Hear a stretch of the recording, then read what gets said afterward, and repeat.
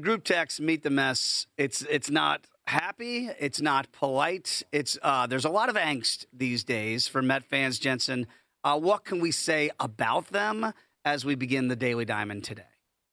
Historic 11-game losing streak ties the longest they've had since 2004.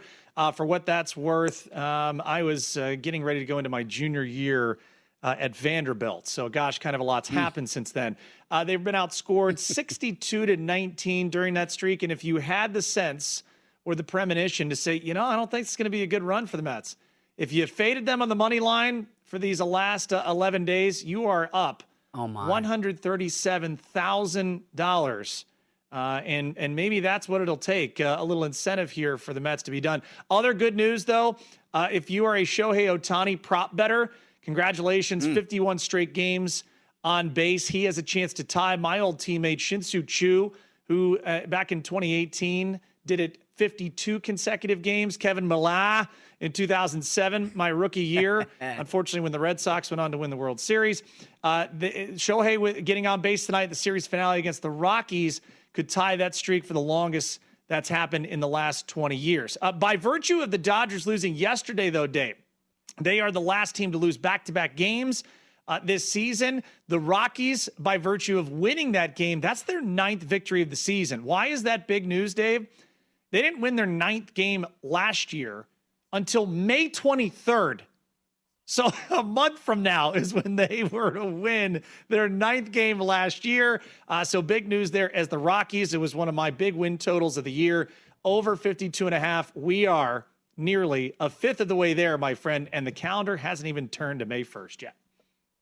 Kind of cool seeing some of those names up there, like Kevin Millar. Remember back in the 2004 Red Sox World Series championship, self-proclaimed idiot. Remember, then Cowboy Up was a thing for that team there for Boston. So pretty good company that Shohei Ohtani finds himself in these days. All right, we know about trends. Make them your friend. You don't have to get married to them, but you should know them, Jensen. You know them. What'd you find? So something we look for early, and again, we'll reevaluate a lot of these once we get to the first week of May. It is worth noting that the top 3 teams covering the run line, now whether they're laying a run and a half or getting a run and a half, the Arizona Diamondbacks are 17-5. And they, if not for the start for the Dodgers and the Padres, we'd be talking much more about the Diamondbacks. They have been a darling there on the run line. So have been those San Diego Padres. They're 15-7 on that run line, and a 3-way tie for the 3rd best mark there at 14-8. The Nationals, those Rockies we talked about, and the Pittsburgh Pirates. So something to keep in mind as you're looking at taking the run and a half or laying the run and a half. Totals are always fun, and I've got a couple of plays for you today as far as that goes, especially with some of the weather implications. As it stands, your best over teams right now, the Tampa Bay Rays, 14-5-2, the Marlins, 14-6-2, and the Astros, 16-7, those teams to over their posted totals or totals for those games they've played. And under the total, not going to be a surprise. You mentioned it earlier in the show. The Royals have struggled offensively, 15-7 to the under.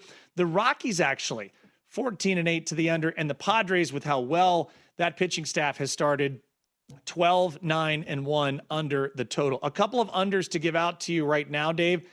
The Nationals and the Braves, it is going to be frigid conditions, at least west of them. Not as bad there at Nationals Park, but it is going to be a very low opportunity to score some runs with where the conditions will be. Winds blowing in from left center to left field. We're looking at under an 8.5 for that total, minus $1.25. Much more frigid, I was mentioning, is here in Cleveland. Astros come in limping off getting swept by the Cardinals. Astros and Guardians going to play an alternate under 8.5 at minus $1.45. And then it is Patriots Day at Fenway Park, Dave. We're going to get 11:10 a.m. first pitch on the East Coast. Tigers and Red Sox, I actually like the over here. Over 7.5, minus $1.19. So some totals playing into some of those trends we've seen through the first 3+ weeks in Major League Baseball. Yeah, a little surprising to mention those Royals. Like the Mets were 7-4, they're now 7-15. The Royals were 7-8, and they're now 7-15 as well. The 2 worst records in the American and National League, Kansas City and the Metropolitan. So 2015 That was a World Series. Probably not going to get a repeat of that in 2026 at this juncture.